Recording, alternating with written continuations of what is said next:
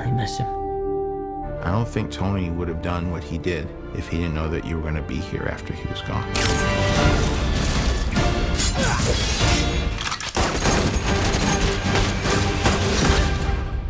You gonna be the next Iron Man now? Well, no, I don't have time. I'm too busy doing your jobs. I'm kidding. Look, keep up the good work. Because I am going on vacation. First of all, congratulations, guys, because the movie is amazing. Thank you so much. And I feel like I'm finally recovering from Infinity War, like after watching this movie. Nice. And for me, Spider-Man's dusting was actually the hardest to watch. But I'm curious to know, what were your personal reactions to seeing Spider-Man get dusted?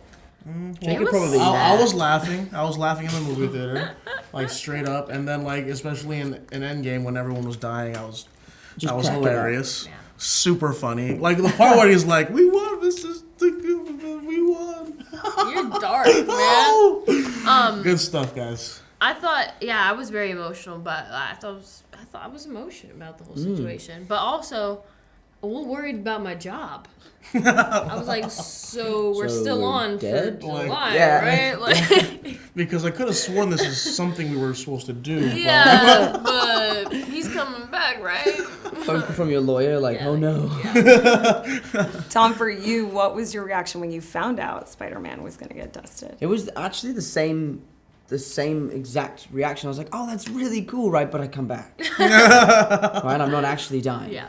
Right. It was pretty much the same reaction. Like, I still have a job. Yeah. What I love about this movie, too, is that you really feel like Iron Man's ghost or, like, spirit truly lives on. But what were your guys' reactions when Iron Man died?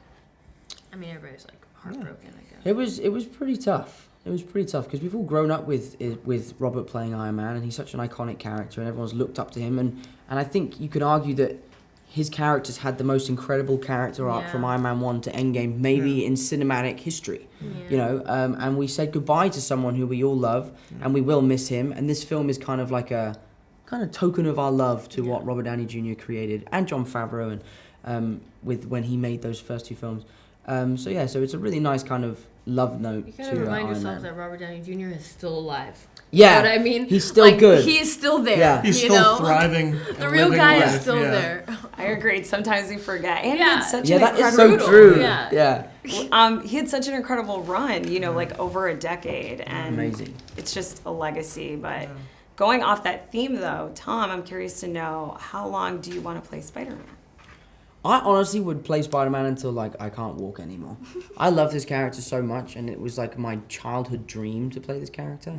And, you know, I'm loving it. I'm really enjoying it. I'm really loving what we can do with this movie and the people that we can kind of touch and the amazing things we're able to do with the platform that this movie gives us. So I'm just really enjoying it. I do want to ask you, Tom, about your bromance with Jake Gyllenhaal, because I Sure. know you've done so many It's very interviews, real. even before you were Spider-Man, about how much and how badly you wanted to work with Jake. So what was that like finally? I mean, it was amazing. It's always a scary thing in the industry when you meet someone that you look up to, because, you know, you want them to live up to your expectations, and you know, Jake did that and then some. And he's such a great actor, and he's someone I've really admired. So working with him was kind of like a bit of a masterclass. And it just was just kind of crazy how we became such good friends so quickly. And, you know, I look forward to working with him again in the future, whether it's in a Spider-Man movie or whether it's in a small little indie movie where we, I don't know, play brothers or something. But yeah, I'm just really, really glad that he is everything I would have hoped he would be, and then some. Are the rumors true that it was hard to get through scenes because you guys were just laughing the entire Yeah, time? totally true. I mean, and sometimes just laughing at nothing. Like, really, there's a scene in the film where we shake hands for the first time, and there was nothing funny about the scene at all, but we just couldn't get it. That's always the thing, though. It's like when you're not supposed to laugh, that's when you can't stop laughing. Exactly. And they're like, okay, now we need you to laugh at the scene. You're like, tired I or don't something, yeah. want to laugh. I don't. Not finding this funny. Yeah. So it's just kind of like, What do you want, Peter? I want to go back on my trip with the girl who I really like and tell her how I feel. MJ, I am Spider-Man. No, of course I'm not. I mean, it's kind of obvious. You're right, you may not be ready, but this is my responsibility.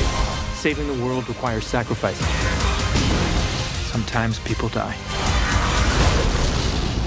Oh my God. First of all, congratulations on this film. Thank It you. was so exhilarating and exciting to see you in a Spider-Man movie.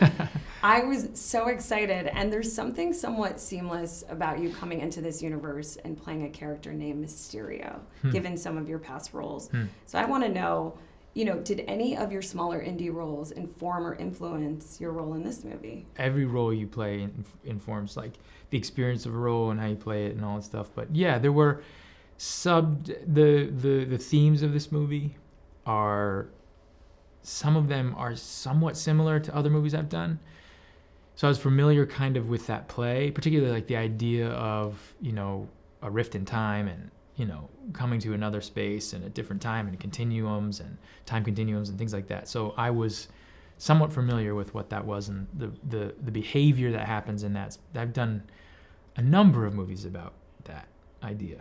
So, yeah. And then I think what Peter goes through in this movie is similar to some things that characters I've been through in movies have gone through. So I could empathize with what he was going through.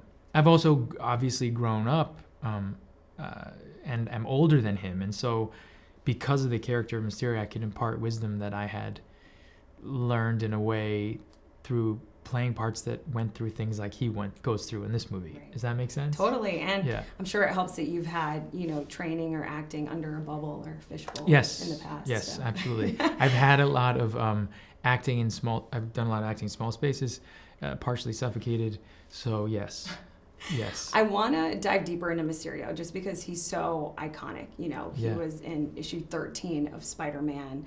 Throughout the years, we've seen 4 different versions of him, and he's typically portrayed as a villain. So as much as you can tell me, how different is your Mysterio from comic book Mysterio?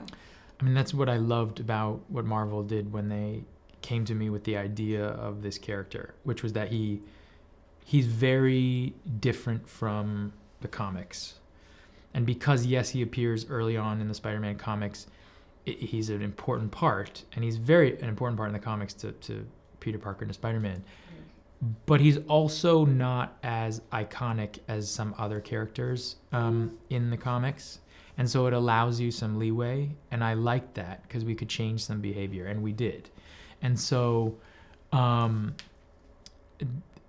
gave me an opportunity to add some things I think that probably wouldn't have been there, if you had to like stay strict to the scripture of roles like Spider-Man or, things like that. Right. So, and I love just how they connect your character into the MCU. Like, I can't wait for people to find out how that goes down. It's awesome. I was just talking to Tom, and he was telling me that sometimes you guys would just be shooting a scene and laughing about nothing. Yeah. Something that wasn't even funny. Tell me Yeah. about this bromance you have with Tom. it's a romance. I'm sick. I'm really sick of people calling it a bromance. It's a romance. It's a legitimate romance. I find that to be very uncomfortable when you see, two people of the same sex, really falling in love. He's a wonderful person. He's devoted to his work, which I love. He's obsessed with the learning about the craft, which I love too. And he could be someone in his position who has a big ego and kind of walks in with the knowledge, even when you can, even at that age, though, you have all your insecurities, as we all do. And he's just not like that. He's very honest. He admits to those things. He wants to listen. It's just, I really love the way he works. And so when we first started working together, he's also very gracious and very he really knows how to make me feel special, and tells me he thinks I'm a great actor. So that obviously goes a long way. She's just a good dude, and we actually enjoy each other, which a lot of people talking in press junkets about other actors say, but this is true. It's true. If you were to play Mysterio again, would you rather play him with Spider-Man, Wolverine, or Deadpool? Well, you can cross Deadpool out right off the bat. And I have so much deep respect for Wolverine.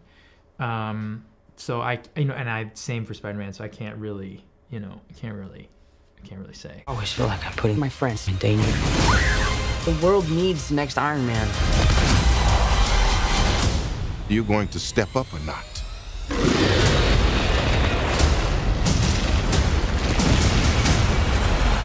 It's so good to see you. Congratulations on your 11th film in the MCU and playing Nick Fury. And it's been so awesome just watching Nick Fury's kind of evolution.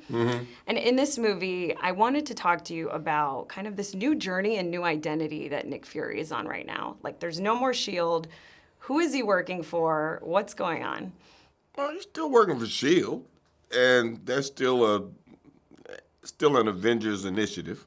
It's just trying to figure out, what's happened in the blip time and what his new normal has to be. He knows what his directorate from Tony Stark was about Peter, and he's kind of like that uncle or grandfather who's trying to say, when are you going to grow up?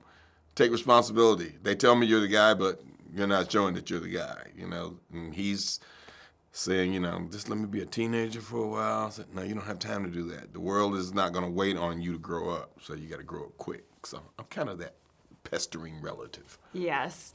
And I love Nick Fury because he also just kind of keeps the Avengers together. He tries to. He tries to. He's the glue that keeps them all together. So I want to know, if Nick Fury was never snapped, what would he have done in the Endgame events? Well, what he did, he knew what he had to do, and he had just enough time to get it done. And he would have been around to see what, Carol was going to do, and probably would have, gotten in her way or tried to tell her another way to do what she was doing. Obviously, you've been in 11 films. Is there a memorable Nick Fury moment that stands out to you?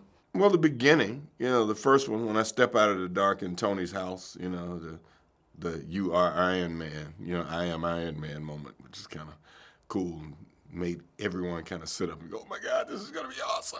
That's number one. And watching what happened with Carol, and when Nick realized there were other people in the universe that, needed to be dealt with, and the threat was just as viable from out there as it was from down here. And being able to learn that and watch him, grow in terms of being a naive, government agent into the careful and crazy and kind of paranoid Nick Fury that he is. Yeah. I really love the Nick Fury and Captain Marvel because I feel like him and Carol have this kind of father-daughter relationship, but you see this softer side of Nick where he's like singing, "Hey, Mr. Postman." Stop. Yeah. That's my favorite Nick Fury. It is. I'm putting out an oldies album next month. Yeah. I would love to Nick hear Fury it. sings the oldies. Yeah. I would love to hear it. I'm curious, so for you, how long do you want to play Nick Fury for? Because after watching this movie, I'm excited, that he's still a presence. I want to see him go far into Phase 4. How long do you see yourself playing Nick Fury? Oh, no, I haven't given that any thought. I guess as long as I can physically embody him and make him believable and viable in a way. I don't want to overstay my time, whatever that is. No, I don't think that could ever be possible. No, Marvel will let me know. I'm pretty sure.